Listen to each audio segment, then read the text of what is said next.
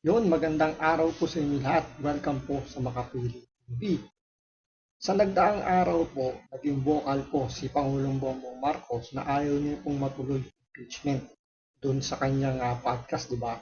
Tapos sabi nga niya doon na gusto niya na magkaroon ng reconciliation sa mga Duterte para mabawasan na kamo yung kanyang mga kaaway.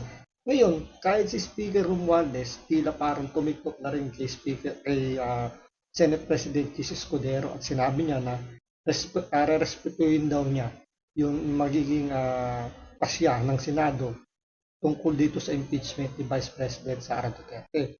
Ngayon, dito kay Banat ba, ipapakita niya rito kung ano ba yung mga naging dahilan o yung mga punto kung bakit sa tingin niya ayaw na ni Pangulong Bongbong Marcos na matuloy yung impeachment. So ito, panoorin po natin si Banat Bay. Ito pala ang dahilan kung bakit ayaw na ni Marcos na ituloy yung impeachment. Naku po. Mukhang mapapahiya ho. Nako. Sa tingin ko, kaya ito ho mga kababayan, tila ho umaatras ng bayag itong si Marcos na ituloy ho ang impeachment. Pakinggan po natin ang bagong press ko noon, yung kanyang mong kapatid mismo. Nabubulol na ako sa'yo. Na pagka pinag-uusapan si Marcos talaga nabubulol deb ako. Anyway, pag-usapan po natin ito Kasi alam nyo, may punto si Amy ngayon may punto si Amy. Tama si Amy dito ayan Sabi ko naman sa inyo, pag tama palakpakan, pag mali banatan. Mga Aminatics, palakpak ka na. Alam nyo, kaya ako bilib dito kay Banat Bay dahil sa kanya issue, hindi tao. Hindi porket ayaw niya sa tao, hindi niya napapalakpakan kapag hindi niya gusto whether gumawa to na maganda, baliwala sa kanya. Sa kanya basta issue lang. Kung sa tingin niyang maganda yung ginawa, papalakpakan niya, pero pag nagkamali ka, sigurado, banat ka. Ito na, pag-usapan po natin Ito sa tingin ko, tama din yung sinabi niya dito kaya medyo, kung mapapansin ninyo, may sinabi nga si De Lima Sabi ni De Lima, kung ayaw niya pala, sana hindi na lang siya nagsalita. Sabi ni De Lima kay Marcos, kung ayaw niya pala, sana hindi na lang siya nagsalita pa kasi para hindi mix ang pinapahatid na mensahe sa taong bayan. Alam mo, hindi mix ang pinapahatid ni Marcos sa taong bayan. Talaga pong ayaw na niya. Alam niyo kung bakit? Eto kasi pakinggan natin. Relax. At saka hindi pa rin nila makuha kung ano yung estilo ni Pangulong Bongbong Marcos. Yung tila ba, iba yung sinasabi niya sa kanyang ginagawa. Tulad na lang yung kay Pangulong Duterte. Sinabi niya ayaw niya papasukin yung ICC, and yet pinahuli niya si Pangulong Duterte. Sabi niya pangako niya 20 pesos na kilo ng bigas, pero pagdating ng dulo, ano sabi niya? Pangarap niya lang, tapos bigla niyang babawiin, bigla niyang inadapt. Ituloy yung 20 pesos para sa kampanya. So, etong si Pangulong Bongbong Marcos, iba talaga yung sinasabi sa kanyang ginagawa. So, hanggang ngayon, hindi pa rin ito nakukuha ng mga dilawan. Relax. Pinala ni Senator Amy Marcos mismong administrasyon ang ayaw daw na matuloy ang impeachment trial ni VP Sara Duterte. Nauna sa balita live si News 5 correspondent ng Senado, si Mian Los Baños. Mian, paano yan nasabi ng presidential sister? Hi Bok, magandang hapon sa iyo. Naniniwala nga si Senator Amy Marcos na hindi lang yung mga senador na maka-Duterte gaya nila, yung mga galing sa Duterte Bloc, ang gustong ipabasura yung impeachment case ni Vice President Sara Duterte. Tingin niya, baka daw o duda niya, baka maging mga taga-administrasyon ayaw na ring ituloy ang impeachment trial na yan dahil mukhang kapos sa boto para daw ma-convict si VP Sara. Yan ang paniniwala ni Senator Amy Marcos. At tingin din daw niya, may ilang mga senador na parehas ng paniniwala sa kanya bagamat hindi na niya inisa-isa o pinangalanan ang mga ito. Bok, narito yung bahagi ng pahayag ni Senator Amy Marcos. Pakinggan natin. Mismo yung admin, sa palagay ko, interesado na mawalang bisa na yan. Kasi kinakabahan din na matalo.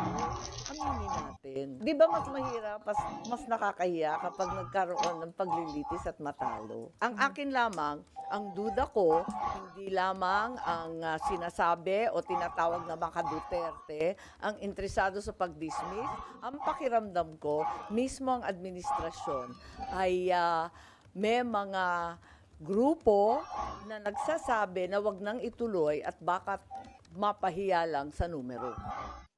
Yan. So parang sinasabi ni Aimee ngayon, mga kababayan, mapapahiya ho kasi kung itutuloy. Kasi tandaan ninyo, at least 1/3 of the House, ibig sabihin yung Senate, o kung 24 ang Senado, abay kailangan po at least man lang 16.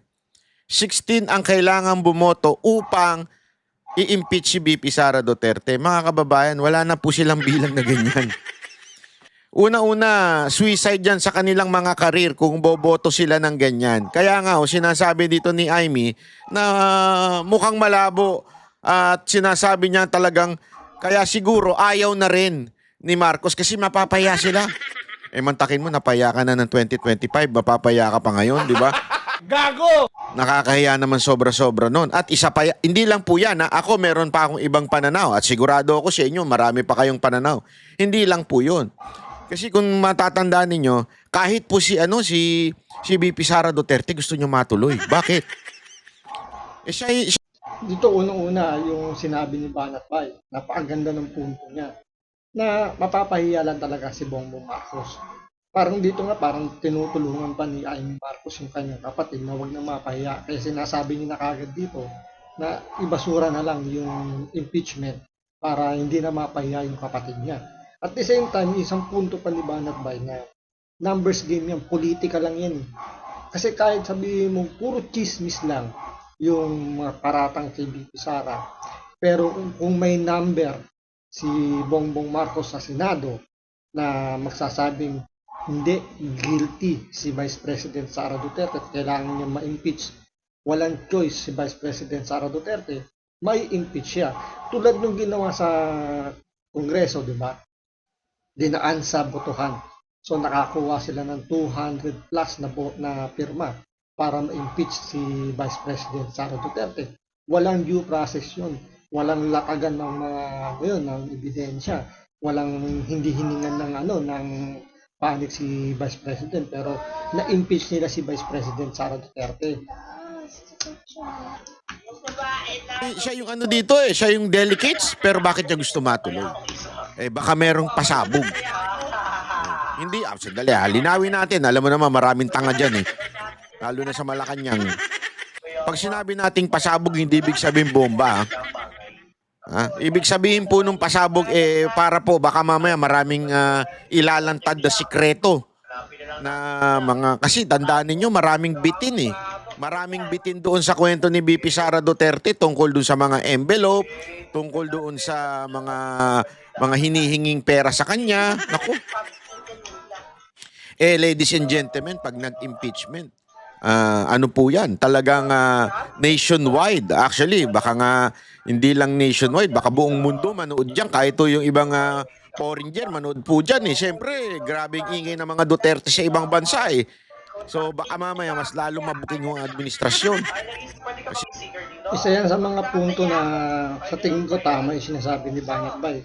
Dahil nga doon sa mga nakarang mga press ko ni Vice President Sara Duterte, may mga nakabitin pang mga revelation siyang mga sinabi, di ba, tungkol dun sa dalawang congressman na ina-arbor nga yung budget ng OBP, yung pera ng DepEd na sinasabi na sa envelope, binigay daw, di umano yun ni First Lady Lisa Marcos. So marami.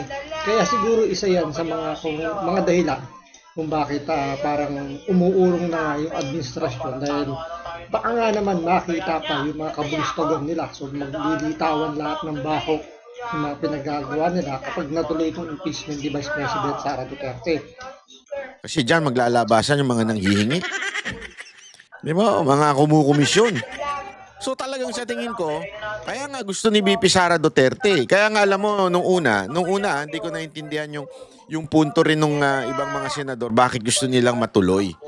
Kahit sila ay kaalyado ni Pangulong Duterte, bakit nila gustong matuloy? Kasi pala, sa tingin ko, meron silang gustong lumabas na mga sikretong mabubunyag. Kasi ultimo si VP Sara gusto niya lumabas eh. 'Di ba? Gusto niya mismo talagang harapin. Although yung abogado niya, of course, if you are a lawyer, you would rather not go to that matinding trial. Kaya malupitan po yan, ubos oras lahat, marami hong maantala na trabaho dyan. Kaya nga sa tingin ko, tama ito sinasabi ni Amy Marcos na sinasabi niya ngayon na baka ayaw na rin talaga ng administrasyon. Hindi lang sa, sa tingin ko, hindi lang dahil sa bilang, kung hindi maraming mabubunyag, 'di ba, na sikreto at kabahuan ng administrasyon na ito. Olat na nga sila. Mabubunyag pa yung sikreto. Kawawa na ang 2028. Hindi.